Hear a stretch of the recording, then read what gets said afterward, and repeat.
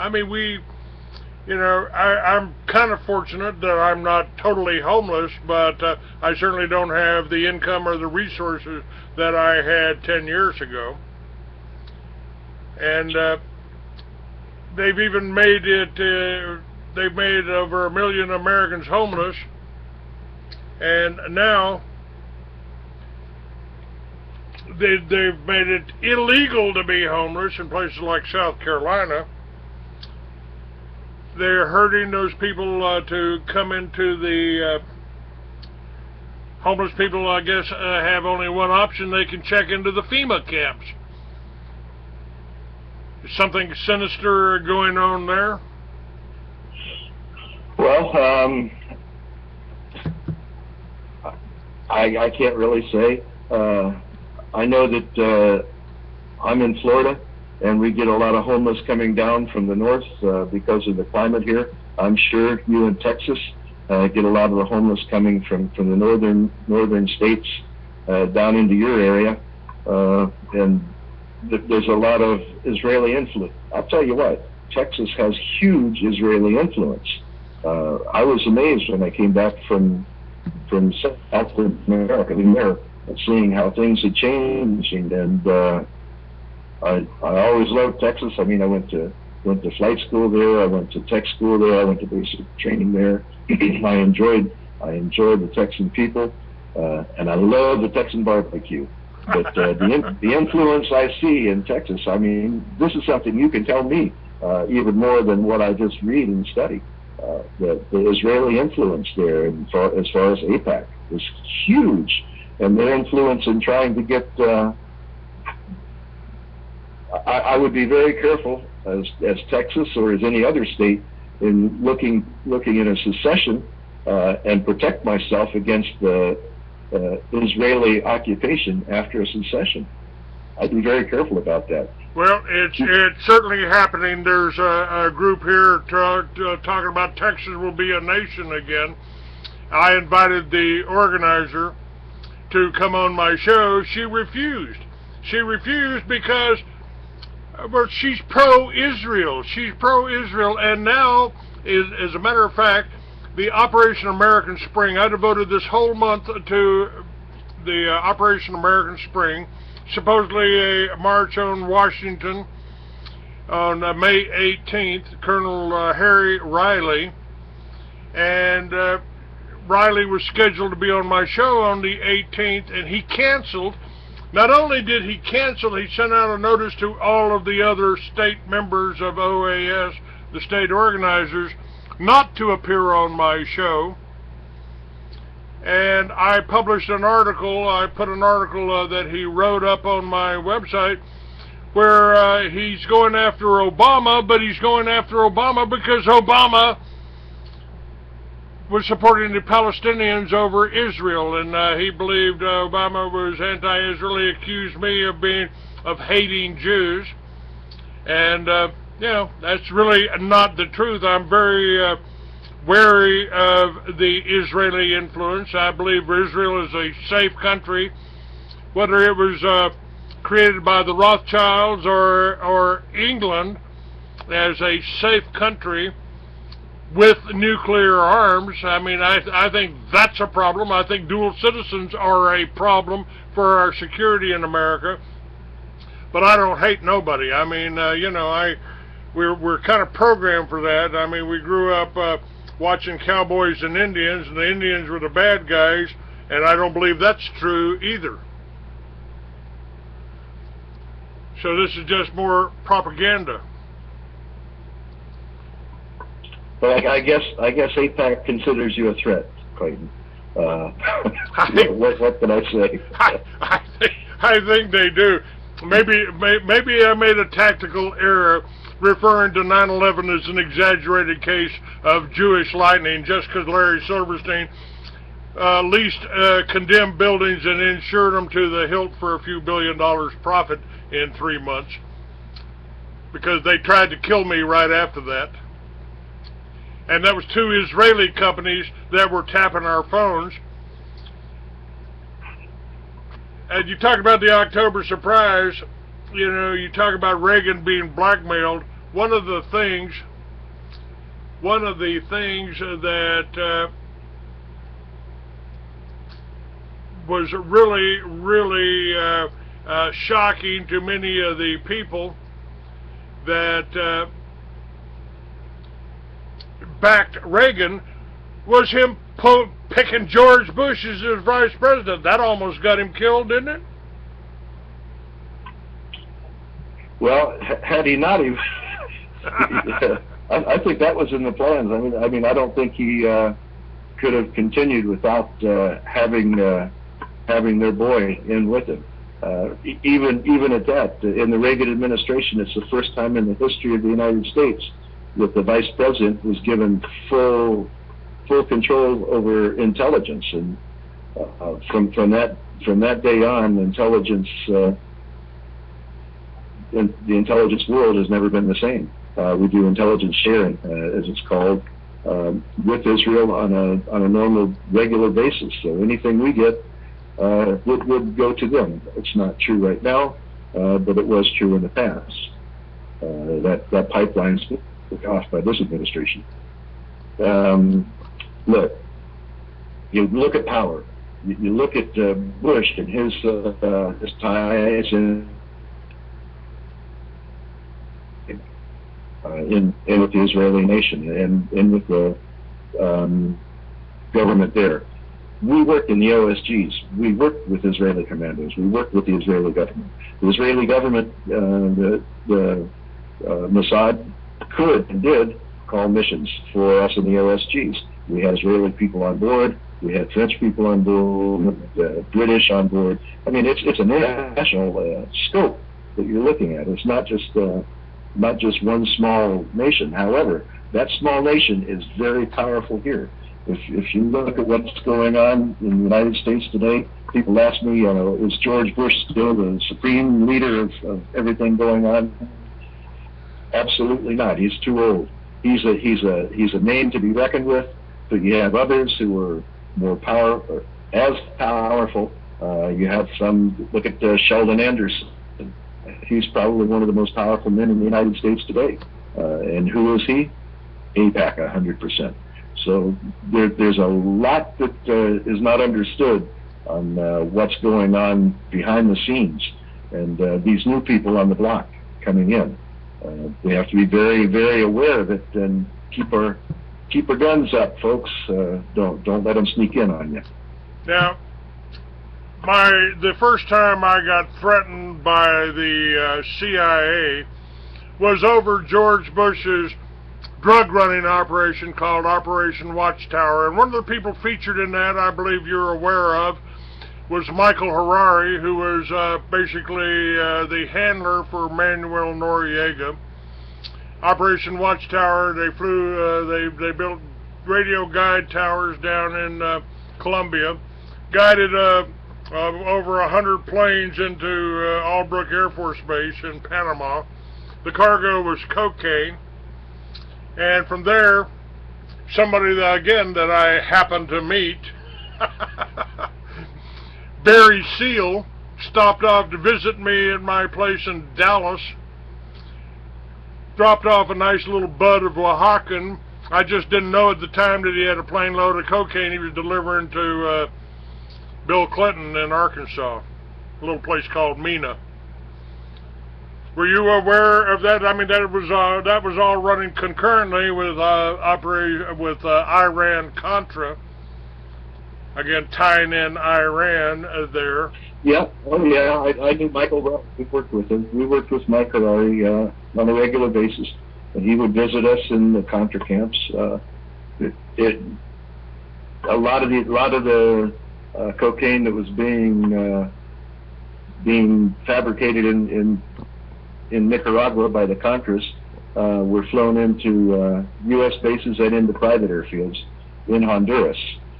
From those bases, the military C-130s that we dropped the coolers off to, and there were at least 10 coolers on several flights, and each of those coolers could handle over 100 kilos of cocaine. So you're talking about 1,000 kilos a flight minimum going up. If it's on a Air Force C-130, it was all destined for Panama. If it was in the civilian aircraft, they were all northbound. And Barry, on one occasion, told me, "Chip, I'm flying into Louisiana. Then from there, I'm going back to Mina." So there's no doubt that it was. In the Tatum Chronicles, we've chronicled everything with flight plans, official U.S. military flight plans, showing what was on board the aircraft. I wasn't the only person on board that aircraft. There were flight crews on board that aircraft. Their names are on those mission sheets, and they attested to all of it previously. These were all on file with the Honduran government. We received certified copies from them showing everything that was done. And on the back of the flight plans, we had noted who was on board the aircraft, what anomalies we found on each flight. So it's all there in the Tatum Chronicles. It's easy to find. You can go into Google and search the Tatum Chronicles. I think they're in Amazon right now.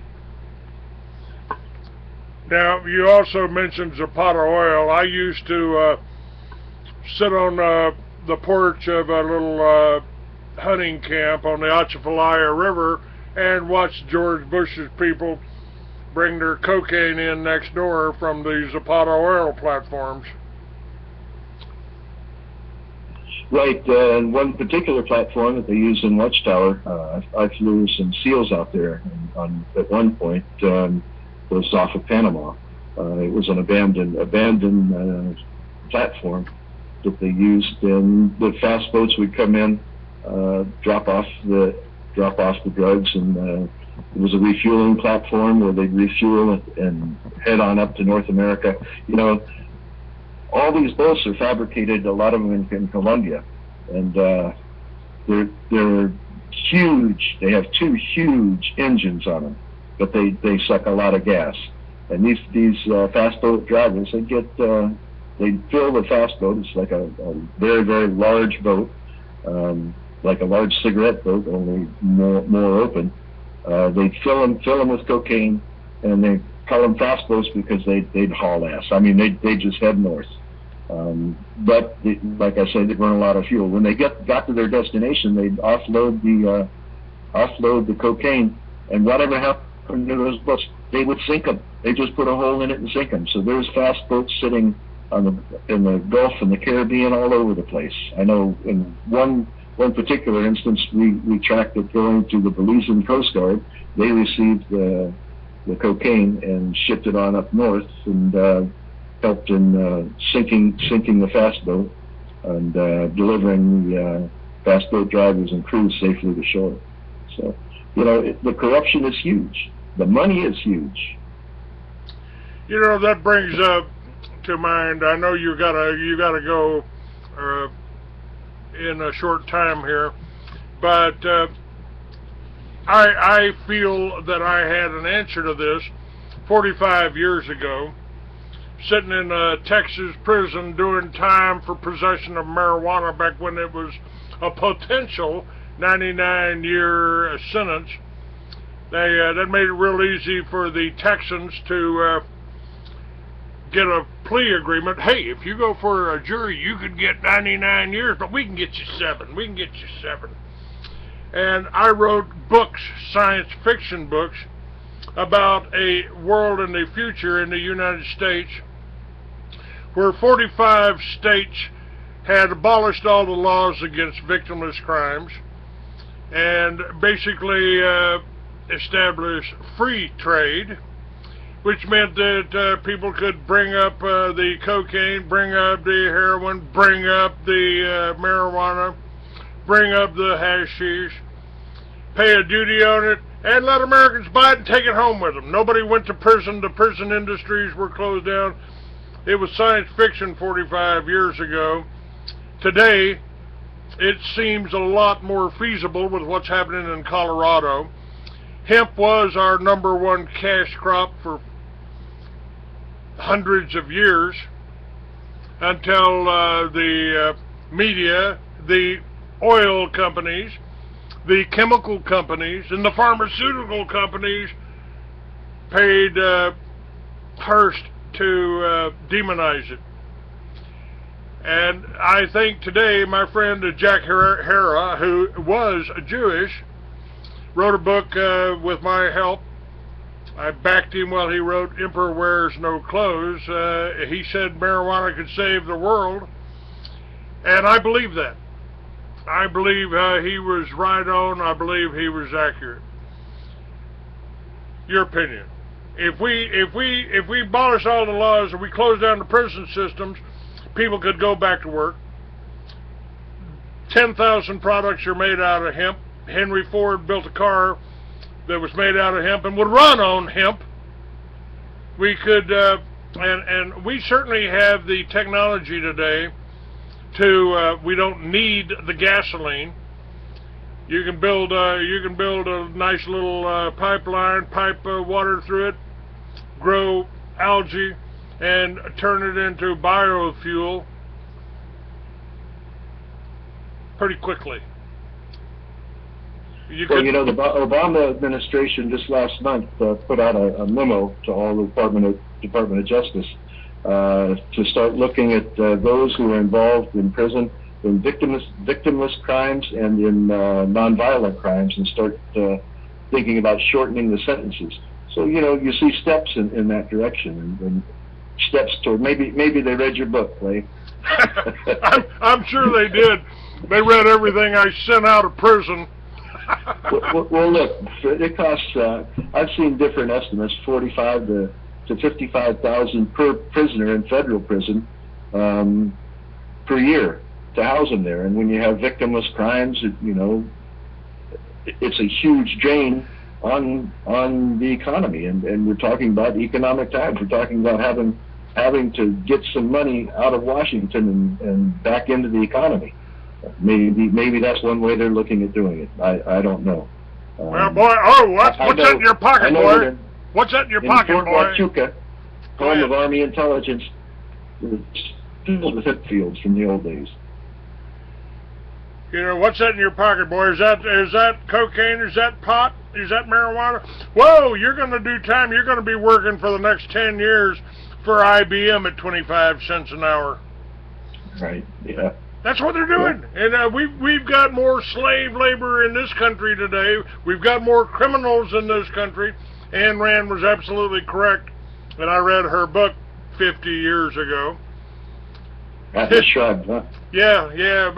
Government has no control over honest citizens, so they got to make criminals out of us.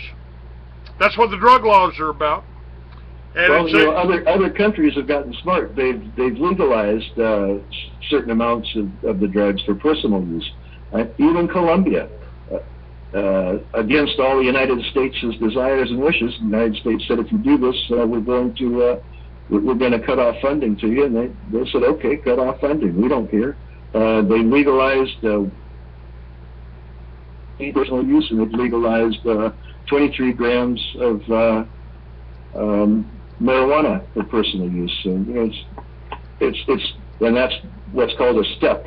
It's a step toward legalization.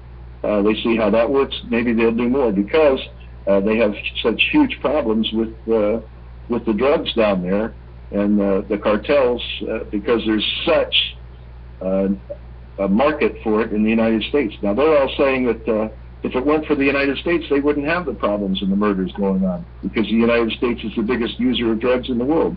They need to start instead of throwing their people that's manufacturing it in jail, they should start throwing all the users in jail and get rid of the market. Different approach, I guess. Well, that seems like what they're doing. I mean, if your presidents are bringing in the drugs, and then we're paying the DEA and the police departments to find the drugs that the government brought in, and they certainly know who they sold them to. People used to say, well, Clay, isn't marijuana a gateway drug? I said, well, absolutely, if you gotta go to a drug dealer to get it. If you could just go in your backyard and pick it when you want it, there wouldn't be you wouldn't have nearly as many people doing the heroin or the cocaine or the methamphetamine, and the governments are bringing that in too. Yep, back in the 70s, we had a lot of Australian tomatoes, they were called, down here in Florida being grown. Now, how are your businesses going? How's your life going? Going well. Clay, thanks for asking. I have chiptatum.com is my website for any of you who want to join in and see. It doesn't cost anything to come there. My business is saturnpcs.com. We build secure cell phones that other people can't listen to, nor can they hack into your camera. So we have our first run of those coming that just came offline, and they're available out there for all of you privacy-minded people. It's an encrypted phone system that as long as you and another person you talk to have the app and have the phone, no one's going to listen to you, and no one's going to hack into and see what you're doing. All right, that's Saturn what? SaturnPCS.com. You can also get the phones in our store on chiptatum.com. Okay, I'll put all that up. You know, this whole thing, I think there's a lot of potential. I want to point that out in the May issue, where American ingenuity is solving a lot of the problems we got. One of those, thanks to NAFTA and GATT, you know, we're having to import a lot of our food. We used to import it from Mexican farmers, and now we're importing it from Archer Midland, Daniels Midland, or somebody, or Monsanto. There are, in 6 states, they've got supermarket chains that have made a deal with Bright Farms to put gardens on the roof of the supermarket. So you're getting your vegetables and produce pesticide free, pick the day you buy it. I think that's a real positive step for this country. And if we can get the laws changed that prevent us from having 50, that put a limit of 50 miles a gallon on our on our cars, we could be getting 80, 100 miles to the gallon like they do on cars in Europe, couldn't they? We could dream, couldn't we? Especially with the price of gas anymore. What's really going on in the news that mainstream media won't tell you? Are you frustrated with your elected politicians? Get the news behind the news at truthradio.com. At Truth Radio, you can listen live or listen to a large selection of archived programs on demand. Listen when you want to. truthradio.com. The truth is out there. All you have to do is open your mind and listen. All right, there's a little station break for Truth Radio, which I've been broadcasting on for about 20 years. Chip, you've got a show too, don't you? Are you still with me, or are you gone? All right, I know Chip had to go, and we will continue this. We will continue this show, and I want to take a look and let's see what. See if I can pull up Matthias Chang. Let's try that, but while we're doing that, how about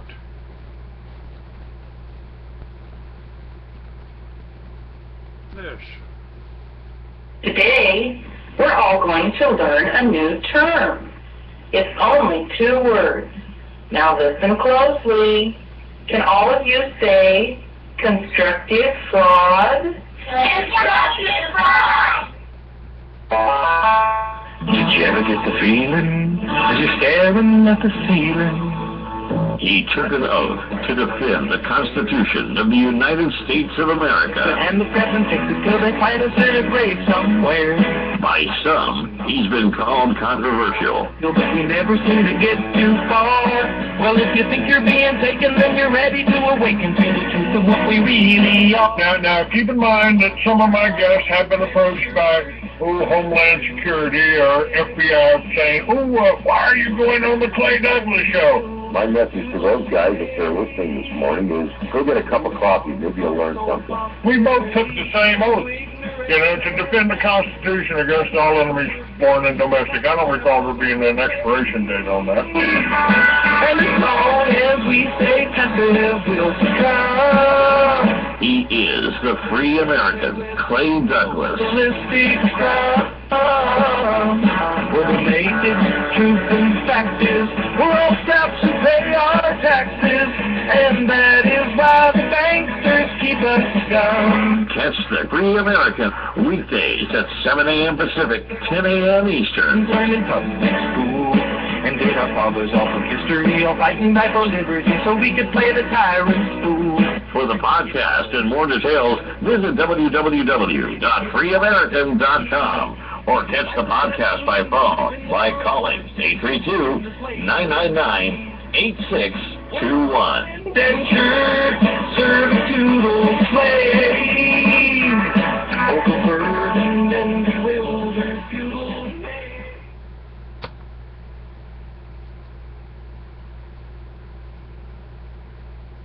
One more.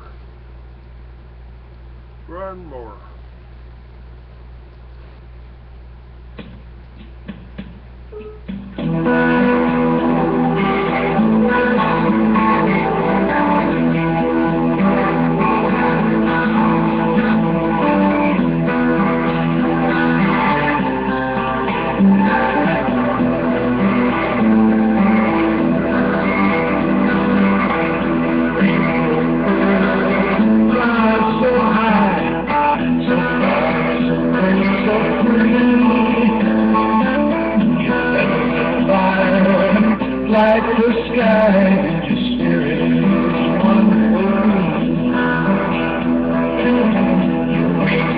Standing by the ocean, everything like the ghost of your motion, moves carrying confidence rain. Get it all, your might and glory. From the sky, another story. It's man-made life. It fell how it fell from the sky. Yeah, right. Well, let's see. I tried to find something on here, and I haven't been able to do that. The Matthias Chang, I thought I had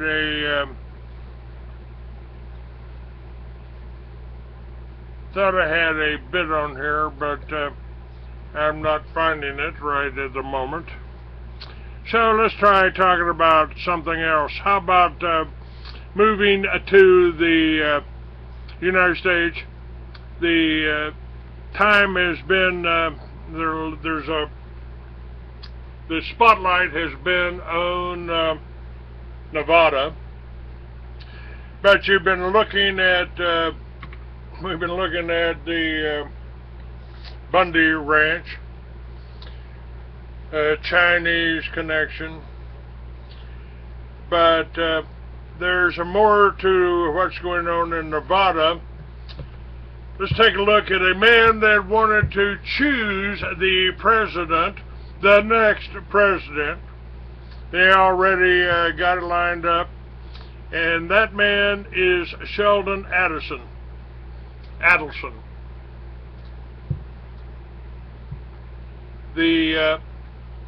This is the casino boss, the owner of the Sands Hotel, conglomerate, whatever it is. He's an Israeli firster, like Colonel Harry Riley. and I'm just exposing Harry Riley as being an Israeli firster.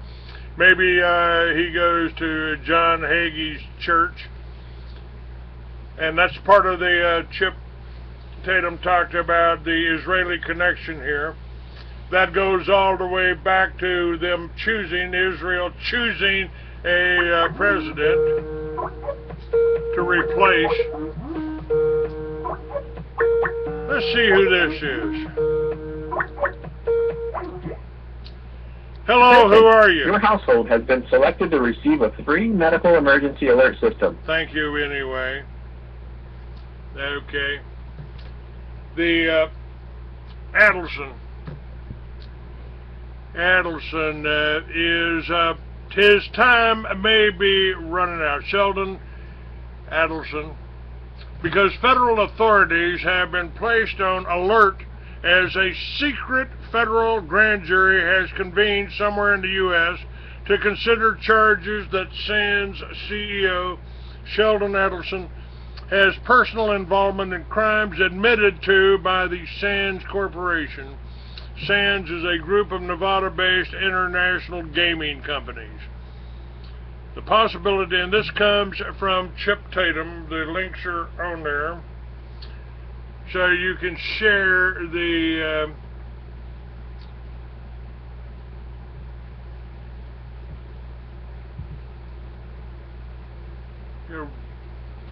alright, Sheldon the Jew Adelson, Olaf on the chat room says he gave Rick Santorum $10 million in the last election that switched to Romney. Now Romney's whole crew and Clear Channel's crew is Jewish mobster owned, and remember, they might have put Al Capone in jail, but they left his front man, the Jew, to run everything.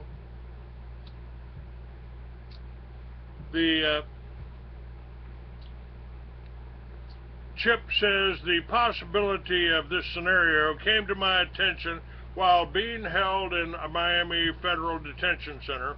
The federal prisoner in the cell next to me came to me for advice. He had been approached by the Las Vegas FBI with the requirement to testify against his former associate, Sheldon Adelson, or face additional prosecution, which could land him in federal prison for an additional 25 years.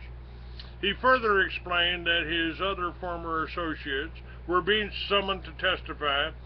He feared for his life and the life of his wife. Adelson is known for biting when cornered, and he has a very long reach.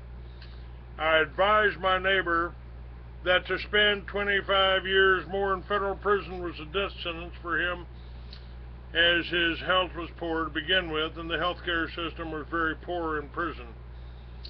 I received a message earlier this week that the process had begun. My friend, since released from federal prison after serving his term, was taken back into federal custody by authorities. His wife has been placed in the Federal Witness Protection Program to protect her from any attempts to silence her and her husband by the Adelson organization. A little history concerning the Adelson organization is appropriate for those of you who are unaware of this empire. Federal money laundering charges were settled by the SANS Corporation in August of 2013.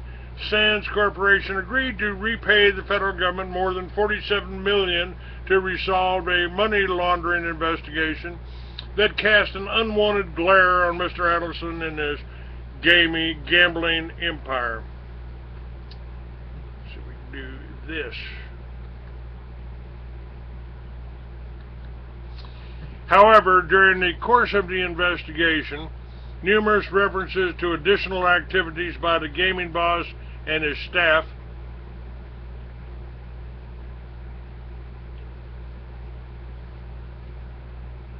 and it led prosecutors to open the investigation into those and other activities. His involvement in the payday loans arena and the processing of internet gambling proceeds came into focus. Credible sources from within the Department of Justice have stated that the investigations have proven fruitful to the point that a federal grand jury has been convened in secret. At the federal level, grand juries can and do investigate criminal activity, especially organized crime. Due to the gaming bosses' purported past activities and tie into organized crime, grand jury witnesses have been entered into the Witness Protection Program, and stepped-up surveillance of the targets is in place. Sources from within the Adelson organization have stated there is a lot of movement going on. Attorneys and political contacts are involved in moving money, selling assets, and preparing a backup to move them into a safe jurisdiction. And by the way, that safe jurisdiction would be Israel, possibly.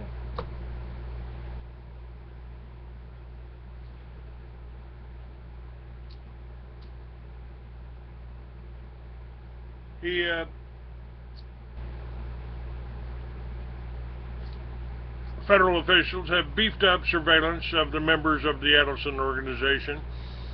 A federal source says he has the contacts and ability to move quickly. Adelson has a fleet of Boeing 747s and other aircraft with the ability to fly to hundreds of international destinations, including the destination on the top of Adelson's amnesty list, the China. Sources tell us that among the federal criminal violations currently being considered are bribery, Racketeer Influence and Corrupt Organizations Act under the RICO Act, money laundering, human trafficking, violation of federal agents' registration acts, attempt to evade or defeat tax. But the goings-on behind the closed doors of the grand jury room have remained secret. Grand juries, first recognized in the Magna Carta, the English legal charter, in 1215, have been around for centuries, but their procedures are unfamiliar to most people outside the legal system. The concept of the grand jury was so firmly established in the law that the founding fathers provided 4 grand juries in the Bill of Rights. The First Amendment says that Fifth Amendment, says that no person shall be held to answer for a capital or otherwise infamous crime unless on a presentment or indictment of a grand jury. Now, there are several reasons why grand juries' proceedings are secret. Witnesses appearing before a grand jury have a right to an attorney, but the lawyer must stay outside the room. Like trial juries, grand jury deliberations are conducted in secret.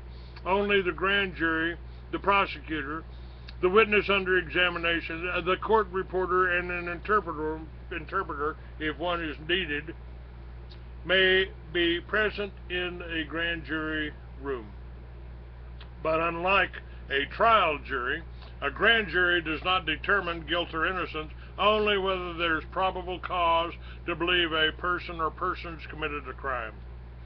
Whereas a trial jury reaches a verdict on whether the accused is convicted or acquitted, a grand jury can decide whether to bring charges via a written indictment. The federal grand jury hears evidence presented by a federal prosecutor. The grand jury has no investigative staff of its own, so it relies on the prosecutor's information and expertise. The prosecutor shapes the case before the grand jury, deciding which witnesses will be called and what evidence to present. The grand jury may call additional witnesses if necessary. It is customary for the prosecutor to question a witness first, followed by a grand jury foreperson, then other members of the grand jury may question the witness. Often the jurors will ask the prosecutor to ask a question rather than asking it themselves. A witness may leave the room to speak with their attorney, but the lawyer is then at a disadvantage, having not heard the proceedings. A witness may also invoke Fifth Amendment privilege against self-incrimination and refuse to answer a question. Federal grand juries are comprised of 16 to 23 individuals selected at random from a fair cross-section of the community. in the district in which the grand jury convenes according to Federal Grand Jury Handbook. The names are generally drawn from lists of registered voters. 12 of the minimum 16 members required to be present must vote in favor of an indictment before it can be returned. The grand jury is set to hear testimony from a large number of witnesses.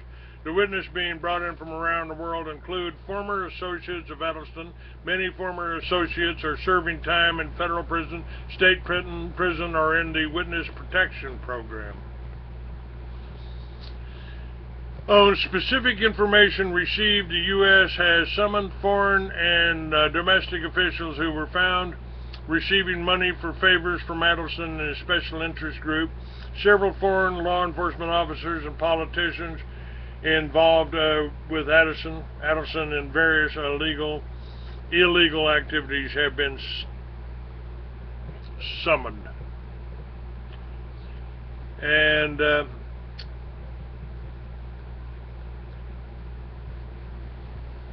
whether they will bring it, whether the federal prosecutors are in Adelson, whether Israel will step in, we really don't know, do we? But there are been some people have been urging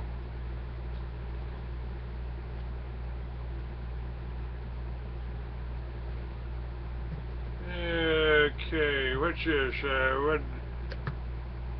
Olaf sent me a link. Let me check that out. Let's thank you, Olaf. Let's check that out.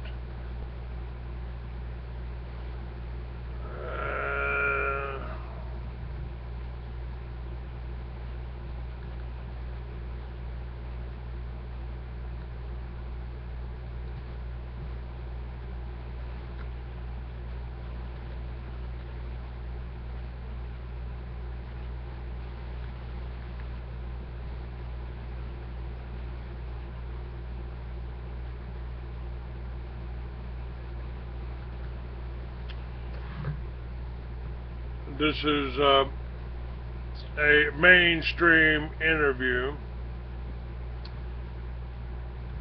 We'll see what this looks like.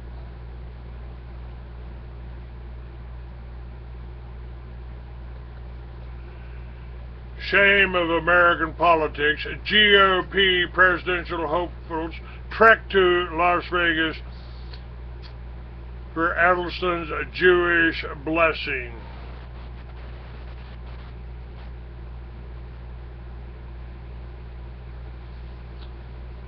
Who's kissing the ring of Sheldon Adelson? This is somebody put it out by Juan Cole. Let's see what we got here. The Republican presidential candidates for 2016 are making a pilgrimage to Las Vegas. They want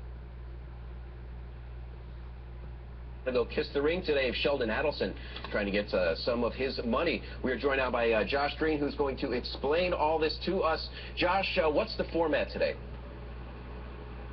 Well, the format today is you have a lot of blue chip candidates coming out here to basically pay homage to Sheldon Adelson, because not only is he one of the richest people in the world, but he's one of the richest Republican donors.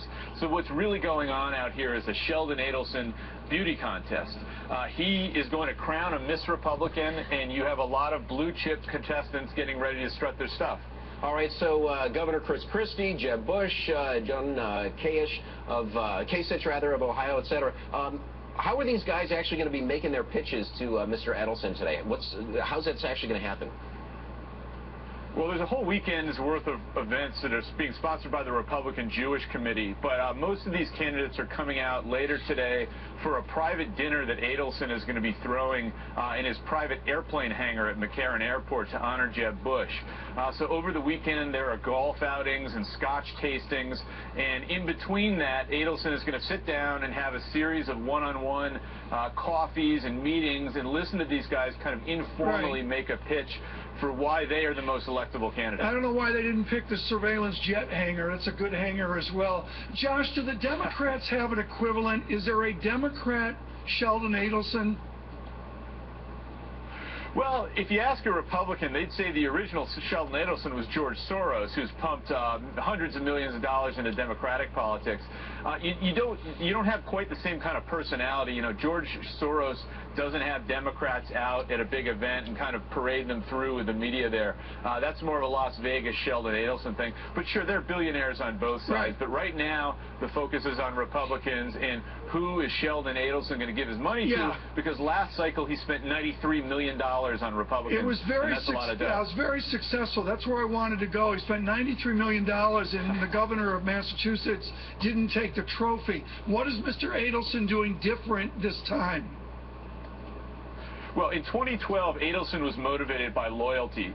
He's a good friend of Newt Gingrich, and so he and his wife Miriam gave Gingrich, through a super PAC, about $15 million, which probably did more to help President Obama than it did anybody in the Republican Party, because it was Newt, if you remember, who originally launched those devastating attacks on Romney as a vulture capitalist that Obama later picked up and used to win. After the GOP primary, Adelson shifted to Romney, but by that point the damage was done. It was too late. This time around, Adelson's aides say he is motivated by winning, so he is looking this weekend to find the most electable mainstream Republican candidate he can find. Mainstream, that's interesting. Are we going to hear, very quickly, Josh, are we going to hear social issues, or are we going to hear tax issues all over again, quickly? What we're going to hear is Israel. Sheldon Adelson is a big Israel. We're not going to hear a lot of social issues, which may not be surprising for a guy who made all his money in Las Vegas. And we're going to hear about economic regulation. Those are the issues that interest Adelson the most. That's what we'll be talking about this weekend. Josh Green of Bloomberg Business Week. Thank you, sir. All right, there you go. This is the political scene. The Republican presidential candidates for 2016 are making a pilgrimage to Las Vegas. They want to go kiss the ring today of Sheldon Adelson, trying to... All right, let's take a look at, I mentioned Malaysia. We talked about Malaysia in the first half of this show, and the whole show, if you're watching this on YouTube, you can hear the whole show with Chip Tatum at on the Blog Talk links. That's up on my Facebook site, Free American 69. It's up on my freeamerican.com site. And we talked about Matthias Chang, and was a Malaysian flight MH370 remote hijacked. Matthias, are you there for me?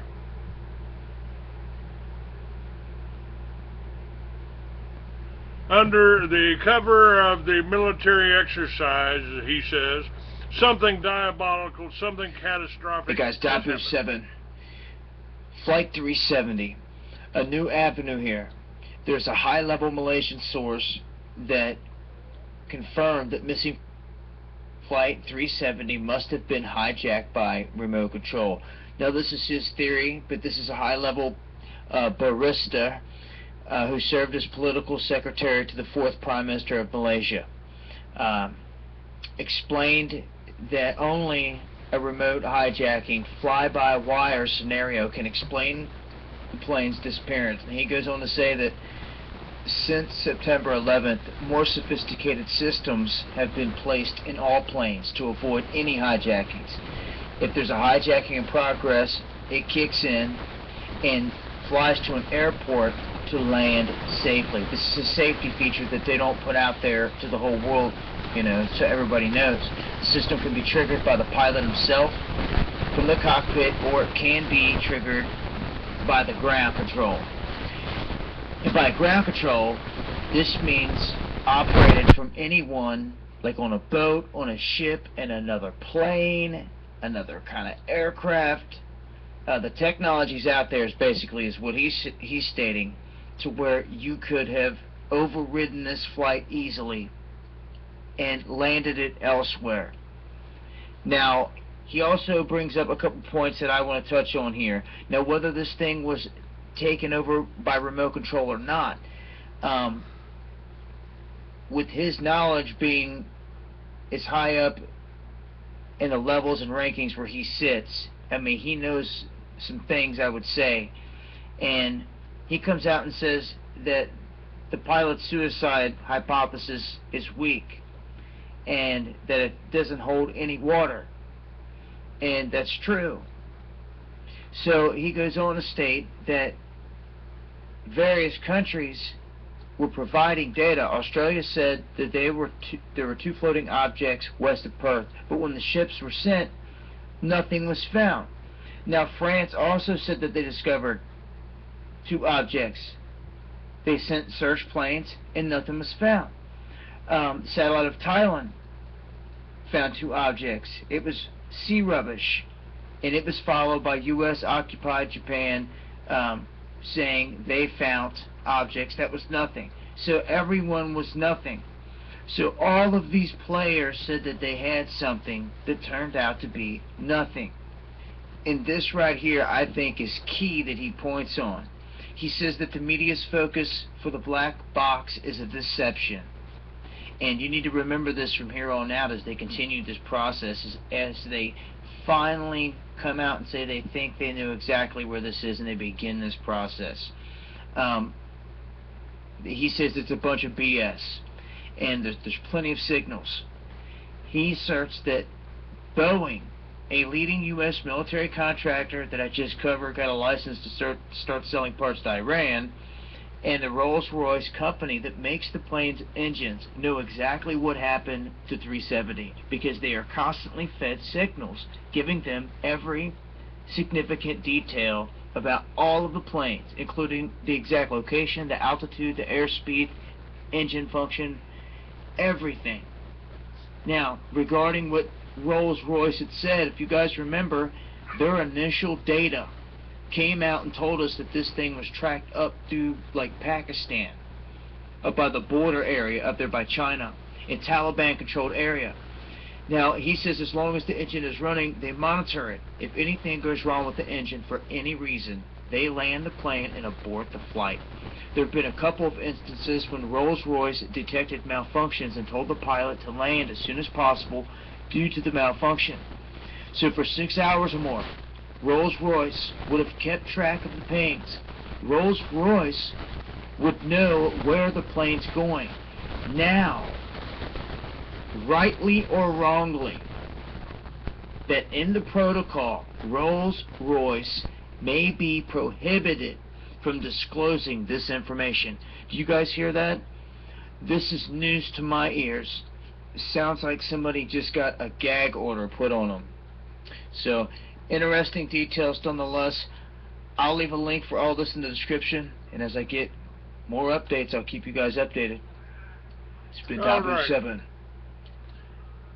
And that was Dr. Kevin Barrett bringing up the remainder of this flight MH370 $1 trillion question. And now I want to do something else. We mentioned grand juries. There is a grand jury being held overseas. Kevin Annett talks about the Catholic Church and what is going on there.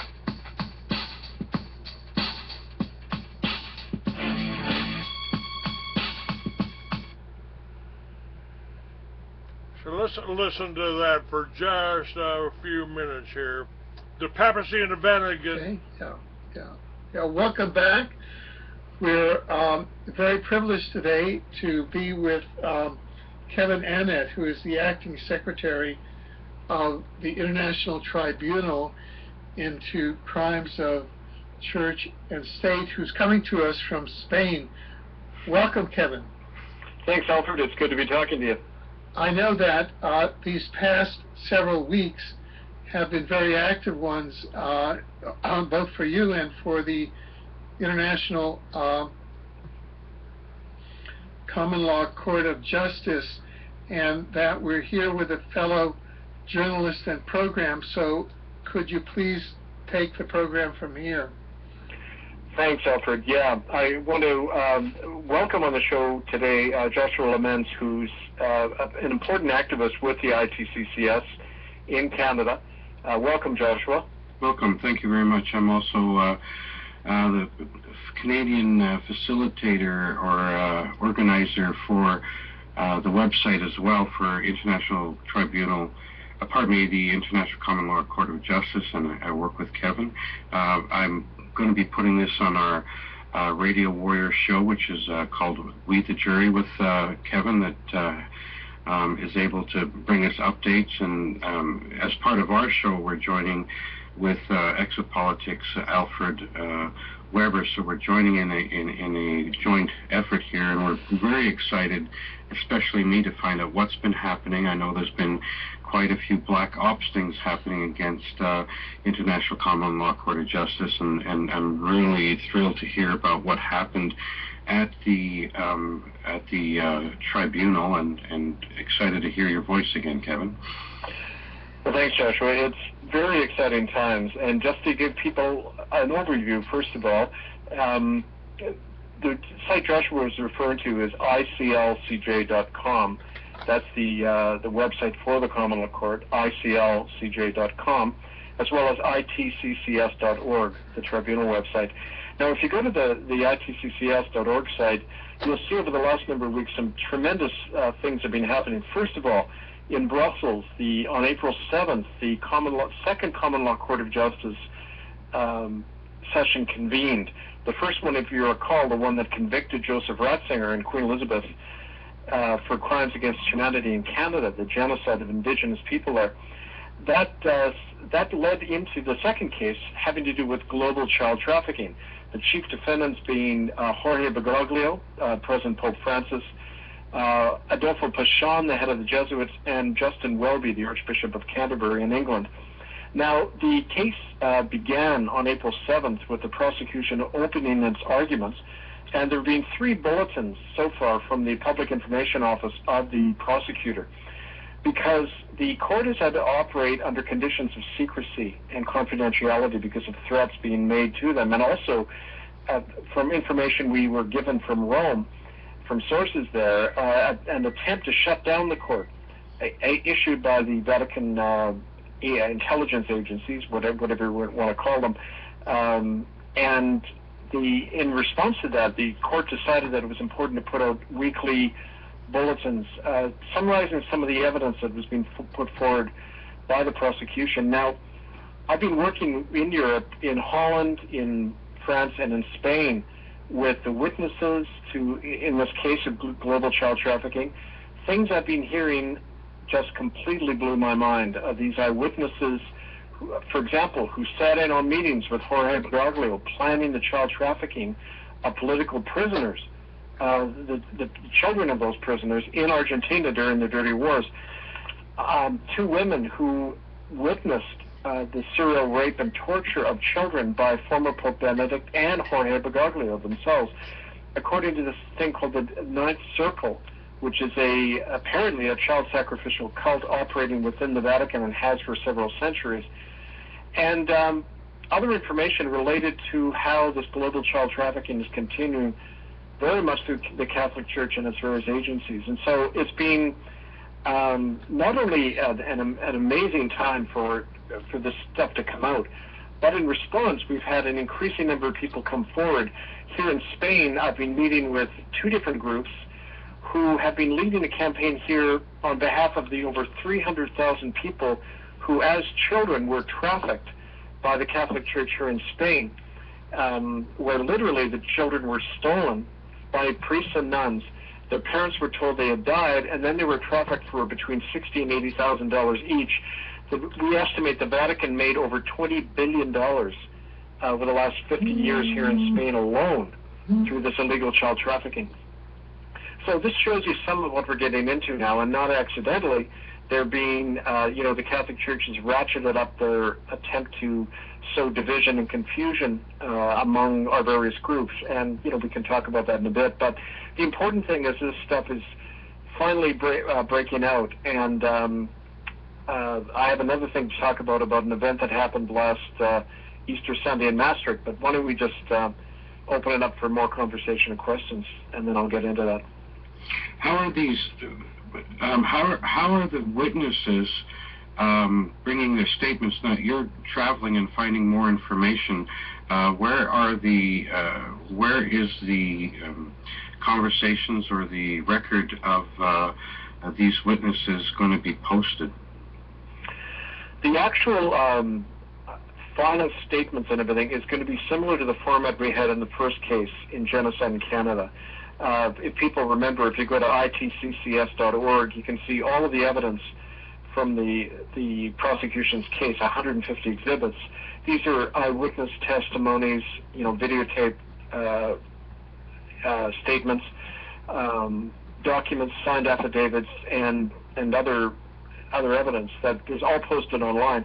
We're going to have a whole package of that at the end, but the thing to realize about this case is it's so much bigger, if you can believe it. I mean, genocide in Canada is a pretty huge issue, but this is global. It's centuries old, and we're getting so much evidence coming in that, frankly, we don't have the staff or the means to really bring it all together at this point. We're trying to do the best we can, but right now, the little staff that is being used in Brussels and at other locations, they are compiling the evidence as the prosecution presents it.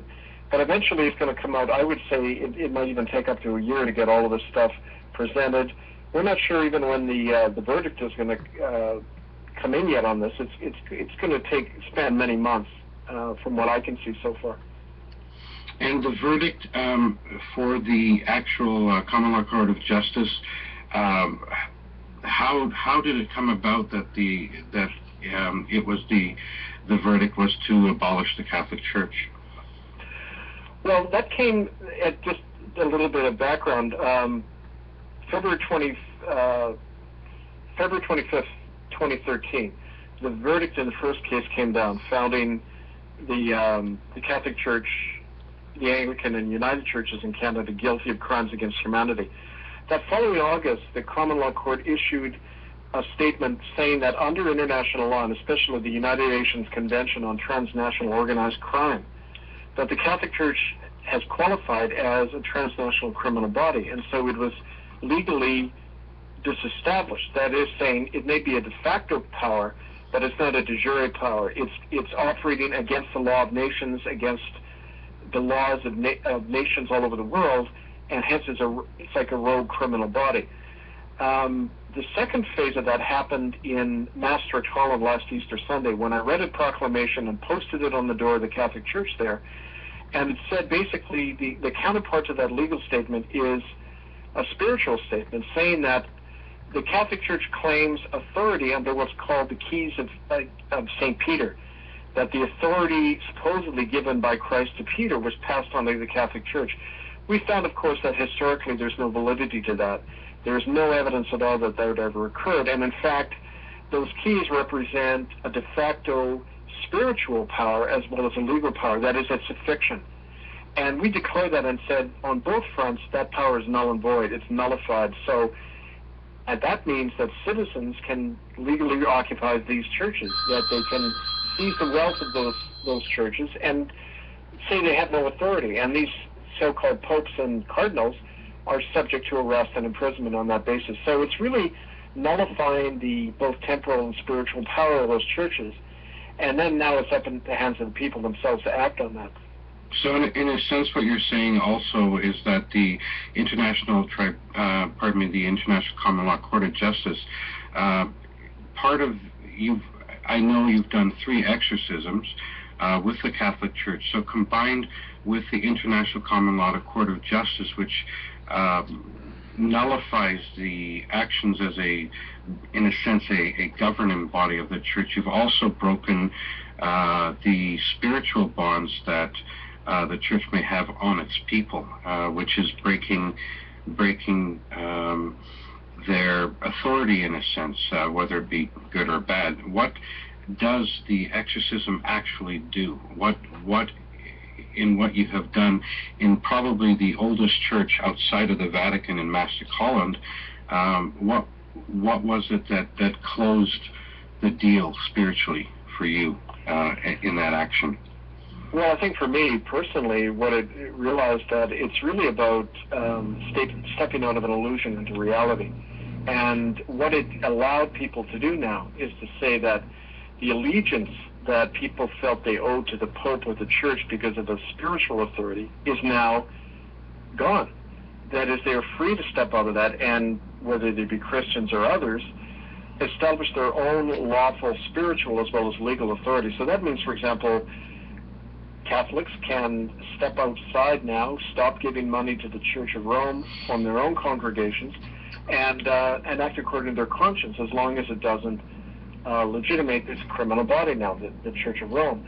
So, I mean, it has many levels. It's like with all of this stuff, it has repercussions in frankly, many dimensions. And I think that what we're witnessing now and what we'll witness in the months ahead is, now that the church has kind of inwardly collapsed, you're going to see that manifesting in the outer world as well. You know, it's funny that the church now is rushing around trying to beatify, what they call beatify various popes. Again, more distraction, more attempts to prop up this collapsing structure. But I think, you know, the proof is, like last year, who could have ever imagined Joseph Ratzinger would have resigned while in office? And this present Pope Francis doing a song and dance to make people think he is actually the legitimate Pope, when a lot of the things indicate that he, in fact, isn't. He's just a caretaker.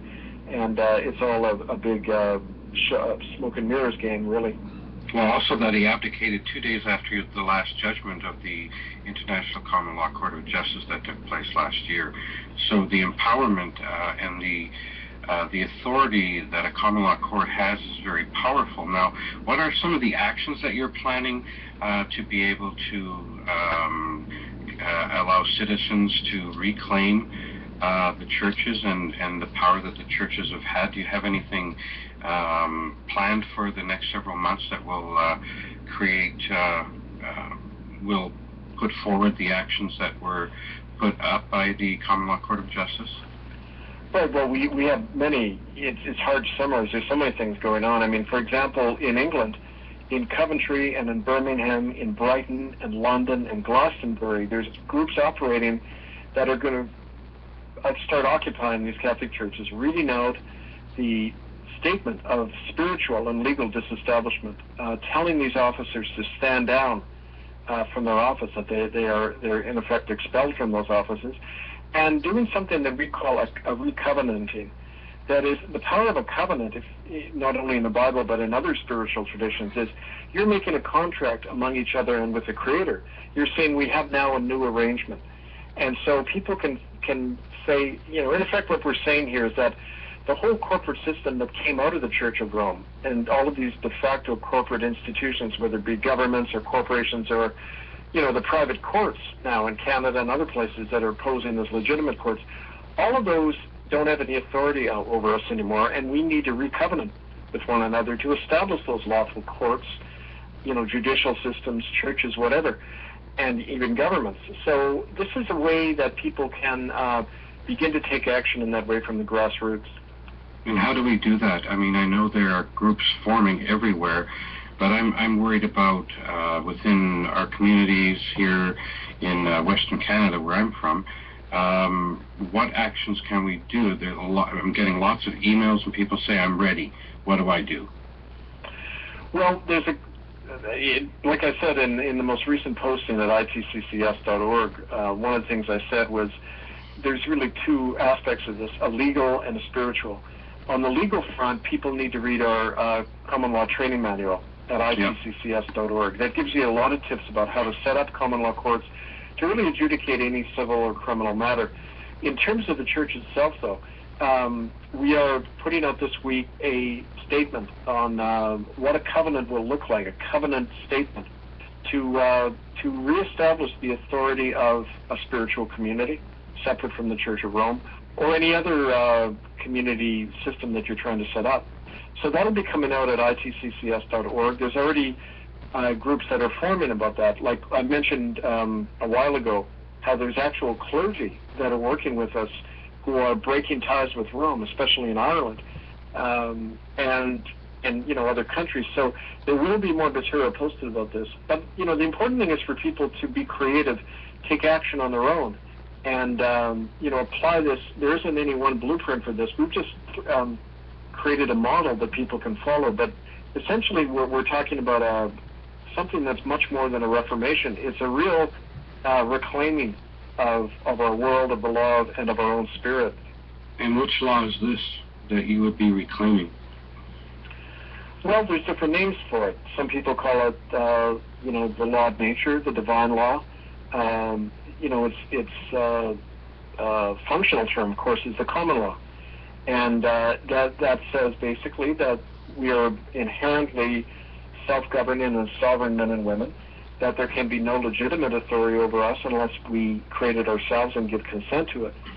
And that on that basis, juries and courts can arise, which are people-driven, not judicially driven. And that's, again, if you read the common law manual, that's all pretty much explained in there. Alfred, I'm taking your space here if you have questions, of course. Well, yes, very much. I'd like to explore with Kevin the concept of disestablishment and abolition, and if you could go into those more deeply, Kevin.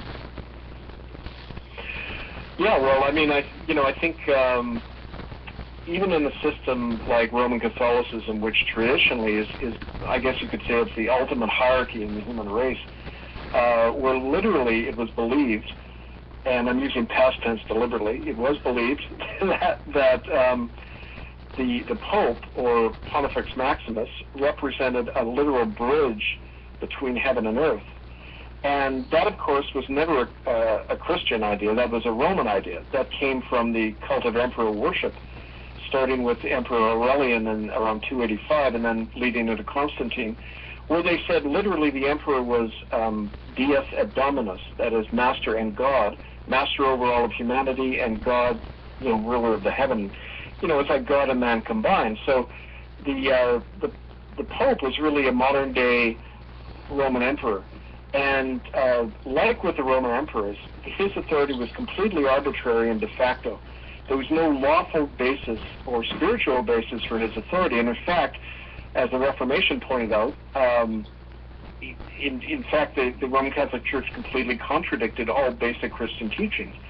And so on that basis, when we're talking about nullifying something, we're simply talking about reestablishing what originally was. That is, the whole empire and Church of Rome has been a arbitrary and violent imposition on the natural law, on the natural communities of the earth. And we look all over the planet, at the old saying, by their fruits you will know them. There is no empire on the planet that has had such a destructive impact on the human race than the Roman Catholic Church, whether that's the genocide of indigenous people, the witch burnings, the destruction of generations of children. All of this is in the continual child trafficking and even now child sacrificial cults that were documented. All of this is a permanent war against humanity. So when you're in condition of war, and this is upheld in international law, when you are under attack by a power, you have an obligation to dismantle that attacking power. And this is the way we're framing this. The Catholic Church is being represented a permanent war against humanity. We're disestablishing him for the security of humanity, and it's really that simple. Right. Now, taking along looking at Pope Francis, of course, he's from the Jesuits, and the particular role that he's carrying, it would seem that he's carrying out a role as a major disinformationalist, a major conductor of psyops, for example. And I know that this is, kind of a bit far out, but I'll just test these out on you. Mm-hmm. For example, right at the week of the start of the Brussels trial, Pope Francis issued a public apology for all of the harm done by abuses against children by church priests. sort of a strategic inoculation, and that was right at the start of the trial. And that's typically what a politician would do, even though he doesn't acknowledge the trial and has refused to appear. This is, he utterly acknowledges the trial by issuing, out of the blue, a public apology. What are your comments about that? Well, that's a very good point, Alfred. As a matter of fact, the same thing happened in Canada. Whenever, since 1998, when I first helped convene the tribunal into the Indian residential schools, every time we would expose something, our small little network, the government and the churches would take about a week, and then they would respond, but they would do it in a way to make it look like it wasn't us that was causing it. They were doing it on their own. So that way they continue to try to co-opt all the time the stuff we're doing. Bergoglio did the same thing, but the thing to remember about an apology is it has a double meaning in the English language. An apologetic is a defense of your own action. So what you do legally is when you issue an apology, you're actually saying you're not liable for something. It isn't, to the masses it seems like, oh, he's saying he's sorry, that's good. In fact, what he's doing legally is saying, I am not being held liable for anything that will come out of this stuff. And the proof of that is, right about the same time, if you remember, the Italian bishops made a statement, very kind of arrogant statement, that they were not going to tell the police when children were harmed within the Catholic Church. They were going to stand on their own, canon law, which orders priests to cover up child abuse. Bergoglio turned around and agreed with them that same week. So when his face is turned towards the Catholic Church, he's saying, yeah, cover up the child abuse, that's fine. But when his face is turned towards the public, he says, oh no, we're going to be held accountable. It's a complete hypocrisy and two-faced lie, this man. And of course, Jesuits traditionally have specialized in that kind of duplicity. Yeah, I'd so like to follow this up with a couple of questions. There was a major article showing Bergoglio, Pope Francis, in his papal chair in white. His face, I swear, looks like the actor Bela Lugosi, who, played all these villains. And he has all of these children marching in front of him, these young children, say about five or six years old. And the headline is, Pope Francis rape, kill children, witnesses testify, eyewitnesses confirm. So, again, could you comment on how he's playing the sort of the big lie? Well, what you do is you put it back in people's face, saying, look, we can get away with this stuff if we want to. That is no accident that he's parading children in front of him like that, because according to not just eyewitnesses who were at these ritual cult murders of children who saw Bergoglio there, but actual material that's being submitted to the court in Brussels now. This was from a source within the Vatican, from the Jesuit archives, released material that refers to something called the magisterial privilege. Magisterium refers to, of course, the cardinal. It refers to, it's another name for the curia, or the College of Cardinals. Basically, this magisterial privilege, according to the documents, is that every pope is being expected, as part of his initiation, to be engaged in these child sacrificial cults, which involve the ritual slaying of newborn children or young children, and drinking of their blood, because it evokes a certain spirit. Well, there you go. That kind of explains the whole thing. You got the Catholic Church, satanic, and abortion, sacrifice of children. That's what Waco was, that's what Oklahoma City was, that's what Sandy Hook was, that's what Columbine was, the sacrifice of children. It doesn't matter whether it's BATF, and even the BLM was sacrificing cattle. Had to bring in a bulldozer, a crane, to dig the pits to put them in. And by the way, the whole attack on the Bundy Ranch. That was an attack on our farmers and our ranchers. They don't want us being able to feed themselves. They want to charge you for the grass your cows eat. God gave us that. The government has no right to it. And I'm going to be talking about more of this and exposing not only the Bundy operation, the BLM, the government, whether it's a BLM or the BATF or the FBI that's killing people, it ain't right. And I'm going to be exposing more of that in this May issue of the Free America. And I'm going to be talking about how we really have the technology. I'll have something on Bright Farms, on the food being grown on the roof of the supermarkets, in greenhouses, so they're not exposed to the chemtrails. They're not doused with pesticides. They're not trucked in from Mexico. I'll be talking about how, and I've mentioned this on the show before, if you've got an ocean liner, if you've got a warship, all you really got to do is open a valve, open a door into the water, pump the water in, convert it to hydrogen, and run the ships on it. Seems that the U.S. Navy is now doing that. And while we'll be talking about the downside in the Free American this month, the May issue, you can now get that on my website. You can make a donation of $2.99, $5, $10, whatever you can afford per month. It'll come out of PayPal per month. I haven't been charging for subscriptions because I didn't know when they would try to kill me. I didn't know when they would try to shut me down. But I've gotten 14 issues out now, maybe 15. And I need your monthly donation, whatever you can afford, $2.99.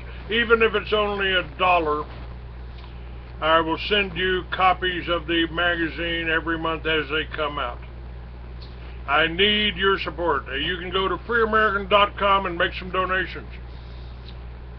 I used to get 10,000 people sending me money, buying a book, buying a magazine, buying an issue at Barnes & Noble and Books A Million. They've tried to stop that. I should be getting 1 million people buying the Free American and listening to this show every month. But they've blocked me in libraries, they blocked me in Intel, they blocked me in Intuit. So you can do something about it. Right now, you can make a donation. Keep me on the air. Discover what's really going on in the news. God bless you. The mainstream media won't tell you. Are you frustrated with your elected politicians? Get the news behind the news at truthradio.com.